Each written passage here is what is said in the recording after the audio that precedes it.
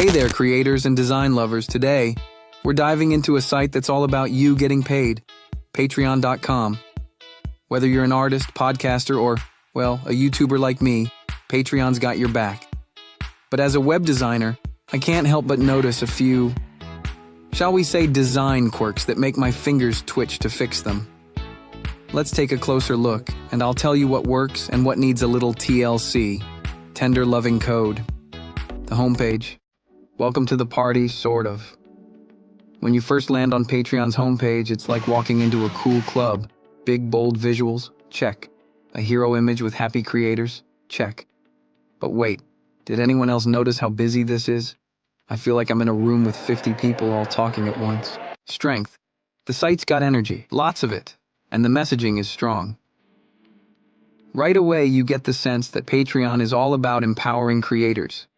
There's no guessing what the site does, and that's important. Clear communication? White check mark. Weakness. But oh boy, that header is so cluttered. We've got links, buttons, videos, texts. You name it, it's there. It's like they went to a buffet and put everything on one plate. My advice? Simplify. The hero section needs to breathe. Instead of overwhelming the user with options, let's focus on one clear call to action. You want people to know what to do the second they land here. Less is more, people. Solution. Trim down the text, reduce the number of buttons. Seriously, it's not a race. And let one message shine through. It's like giving your homepage a good KonMari declutter, only keep what sparks joy. Sparkles. Scrolling down. Call the layout doctor. As we scroll down, the sections start to feel like they were thrown together after a design hackathon at 3 a.m. There are testimonials, images of creators, and features all mushed up. It's like someone forgot to space them out. I love the content, but the layout is all over the place. Is anyone else getting a little dizzy? Or is it just me? Strength. Patreon shows off its social proof well. Real creators, real money, real results. That's gold in terms of trust. I mean, who doesn't want to see real success stories, right? But the organization? Weakness. There's no clear flow. I want to be gently guided down the page, not tossed around like I'm on a roller coaster. The sections need breathing room. Right now, it's like they're in a heated argument, all trying to talk over each other. I say, spacing is your friend. Let's break it up a bit and let each section speak for itself. Solution. We need more white space. Think of it like social distancing for web design. Each section should have its own bubble. Clean margins, clear separations, and let the content flow like a well-organized queue at a theme park. The sign-up process, I promise I won't spam you, but, alright, let's hit that sign-up button. Ooh, shiny. The sign-up form looks friendly enough, but there's always a but, isn't there? Why so many fields? Strength. They make it super easy to sign up with social accounts. Just click sign in with Google or sign in with Facebook, and boom, you're in. Love that convenience. Weakness. But if you're going the manual route, brace yourself. It feels like you're applying for a mortgage. There's too much happening. We're talking name, email, password, username, your firstborn's name. I mean, come on, let's make it shorter and sweeter. Solution. For a smoother user experience, reduce the friction. Only ask for the essentials up front. You can always gather more info later, but at first just let me in. It's like asking someone to come to your party but making them fill out a 10-page questionnaire at the door. Just say, hey, what's your email? You're in. The creator pages. Show me the money and design. Now let's look at one of the creator pages. You click on a creator's profile and boom, you're hit with a bunch of tiers, perks, and goals.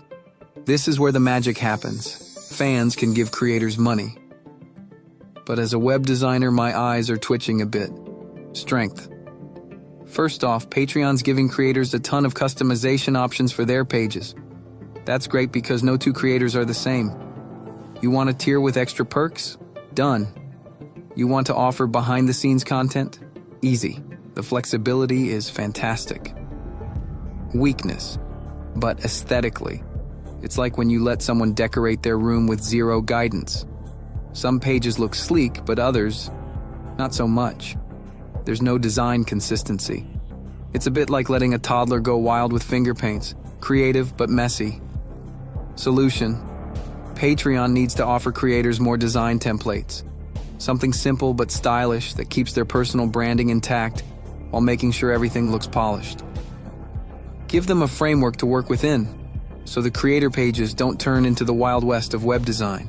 The mobile experience, squeezing a lot into a little space, Now for the mobile version. Oh boy, it's like they tried to cram an elephant into a smart car.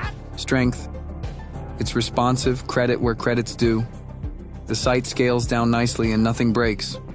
All the elements are still there, and you can get the full Patreon experience from your phone. Mobile friendly? Weakness: but navigation feels tight, like when you accidentally put on jeans 2 sizes too small.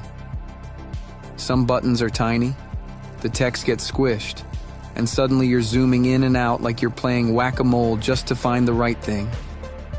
It's frustrating. Solution: for mobile, bigger buttons, more breathing room, and prioritize what's most important. Let's not try to fit everything on one screen. Keep the essential info front and center, and tuck the rest away in a neat little hamburger menu. And that's a wrap, folks. Patreon.com, an awesome platform for creators, but with a few design tweaks, it could go from great to legendary. Remember, if you're building a site, it's all about balance. Clear messages, simple navigation, and making sure your users aren't left searching for breadcrumbs like Hansel and Gretel. If you enjoyed this deep dive, hit that like button, subscribe for more tips on web design, and let me know in the comments. What's your favorite website design and which ones drive you up the wall? Until next time, happy designing, and may your code always be bug-free.